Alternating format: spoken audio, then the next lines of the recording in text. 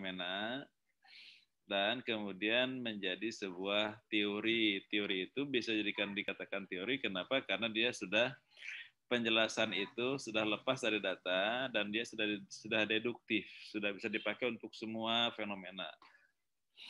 Itu teori ya. Lalu kemudian,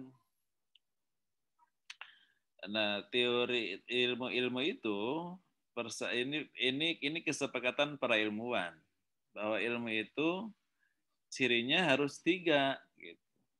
Harus ada memenuhi 3, yaitu pertama ada rasional, kedua empirik, 3 sistematik. Itu jadi seseorang itu dikatakan berpikir ilmiah jika dia rasional. Rasional itu artinya bisa dinalar. Nalar itu artinya ada dialektikanya. Dialektika itu artinya ada sebab akibatnya. Gitu. Jadi kalau Anda ingin menjelaskan bahwa kalau ingin kita mendapatkan nilai A harus belajar, itu namanya dialektika. Tapi kalau Anda mengatakan kita yang supaya dapat nilai A kita harus banyak tahajud, itu bukan ilmiah, itu tidak ada dialektikanya gitu kan. Tidak ilmiah, itu menjadi kebenaran yang di atas ilmiah. Oke. Jadi kemudian yang selain ilmiah itu harus ada empirik, ada datanya, kemudian ada dialektikanya dan kemudian sistematis gitu kan. Lalu kemudian strukturnya ilmu itu ada 3. Ada ontologi, epistemologi, sama aksiologi. Kalau ada ontologi sama epistemologi tanpa aksiologi, maka ilmu itu nggak cukup syarat. Gitu. Jadi kalau nggak ada aksiologi, itu bukan ilmu namanya. Gitu. Contoh gini, filsafat.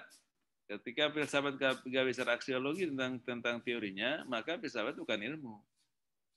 Maka orang sering nyebutnya sebagai humaniora. Jadi human thinking, pikiran orang gitu kan. Kemudian yang kedua, aksiologi, tapi tidak empirik. Contoh, rukun wudu ada 6. Itu kan tidak empirik. Basisnya adalah Al-Quran gitu.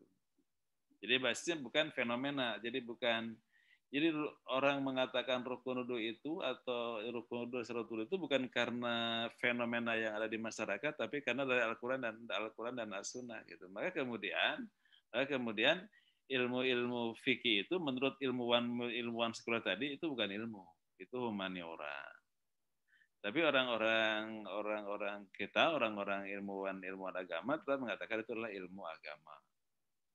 Ilmu agama ya, karena memang punya basis. Jadi agak unik kalau agama itu. Jadi bukan common sense, ada dasar yaitu Al-Quran dan As-Sunnah, ada proses analisis, ada proses aksiologinya gitu. Cuman yang missing itu adalah bahwa proses perumusannya tidak didasarkan kepada fenomena, tapi didasarkan kepada apa yang Allah wahyukan kepada umat manusia. Nah ini saudara, jadi ilmu itu persyarat strukturnya ada 3, ontologi, kemudian epistemologi, sama aksiologi. Aksiologi itu adalah implementasinya. Oke. Nah, lalu kemudian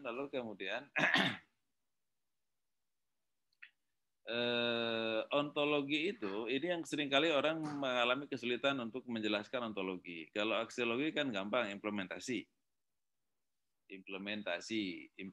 umpamanya teori, saudara akan jadi guru ya, teori tentang pembelajaran, bahwa kita harus punya perencanaan pembelajaran, maka dibikinlah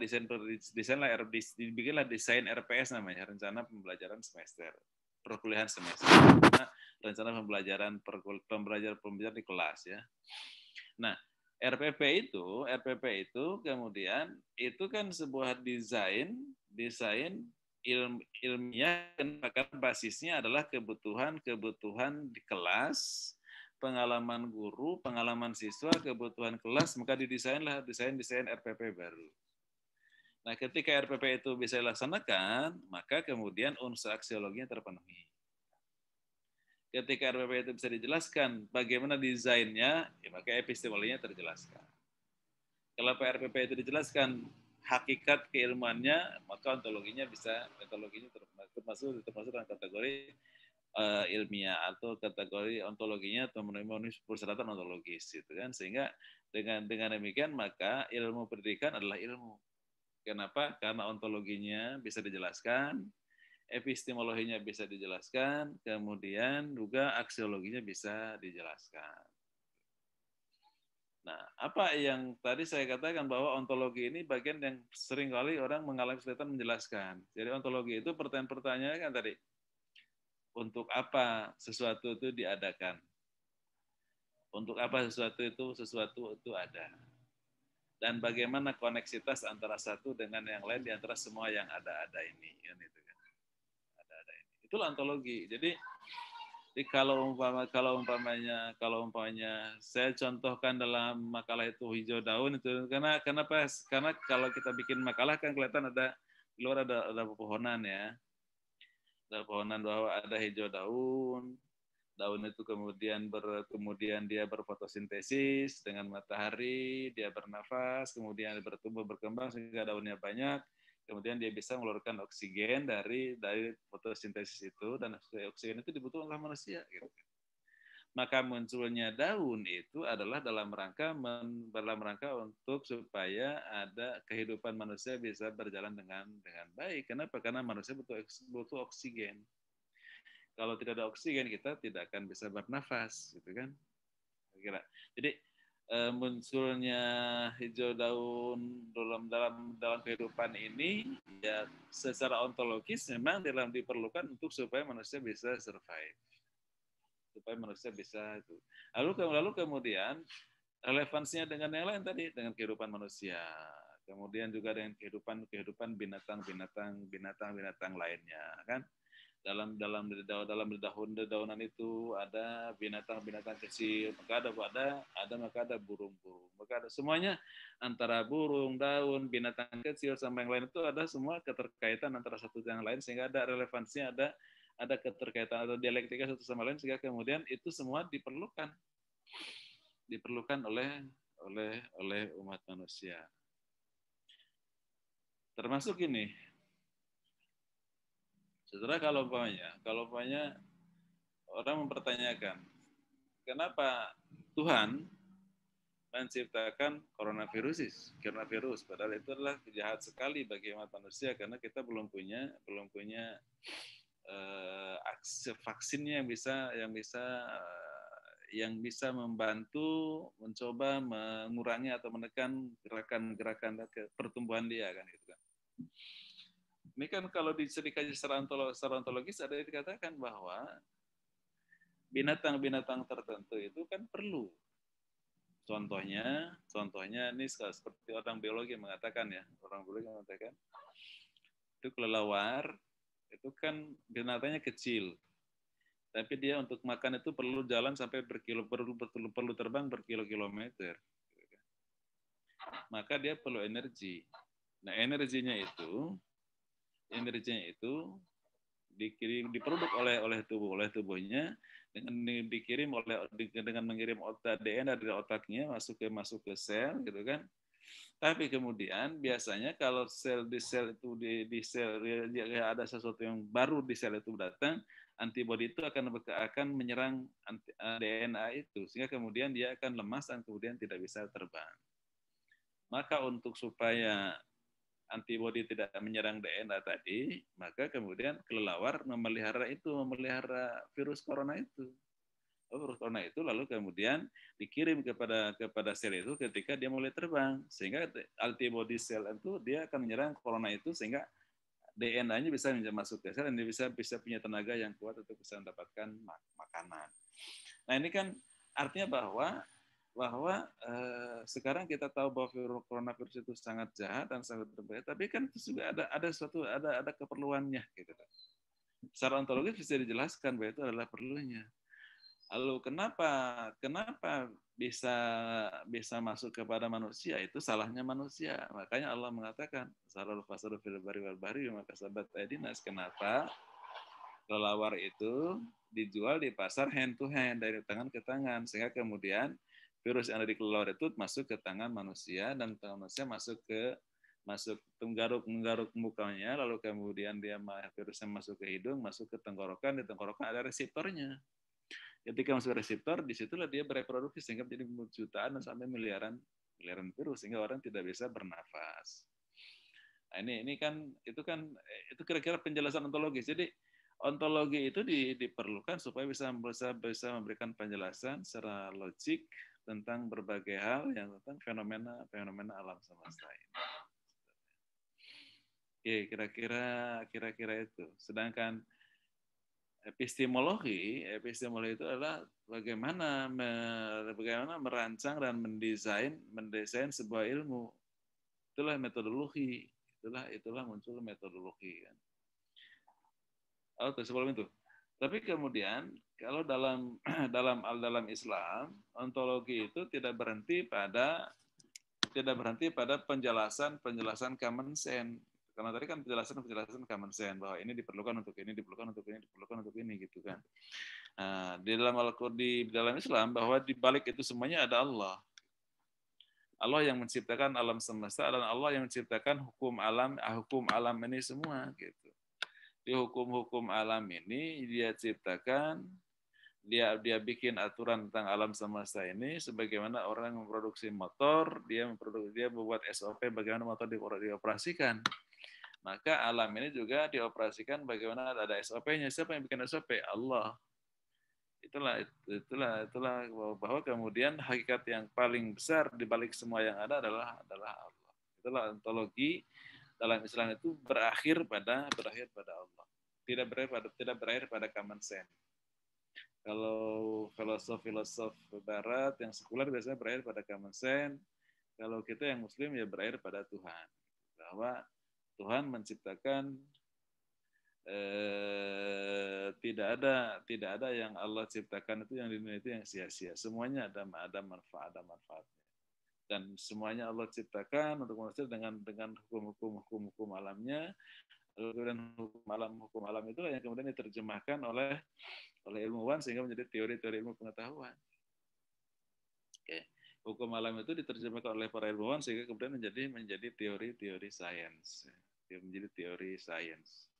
Kalau salah satu contoh dalam fisika kan yang hukum berat jenis yang selalu saya paling gampang mencontohkan itu adalah pelajaran di SD kita, bahwa setiap benda yang lempar ke air yang berat jenis lebih besar daripada air maka dia akan tenggelam. Itu kan fenomena. Maka betul hukum berat jenis. Tapi yang membuat seperti itu adalah Allah. Membuat SOP itu adalah Allah. Itu dalam keyakinan dalam Islam bahwa semua ilmu berbasis dari hukum alam. Hukum alam itu yang Allah yang menciptakan, dan tidak ada yang kemudian Allah ciptakan itu yang sia-sia. Oke, itu kira-kira sedikit lah penjelasan dari saya tentang ontologi, epistemologi sama aksiologi. Jadi ilmu itu ada aksiologinya. Kalau nggak ada aksiologinya bukan ilmu. Makanya filsafat orang menyebutnya bukan ilmu karena aksiologis. Bisa dipahami nggak?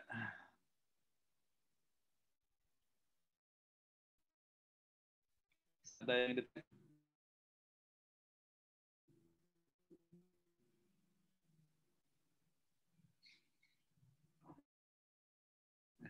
ini kok nggak ada yang mau bertanya teman-teman? Izin bertanya. Ya silakan. Dava. Iya. Pak Prof. Berarti kalau ontologis itu sama dengan hukum sebab akibat nggak? Kalau ontologis itu?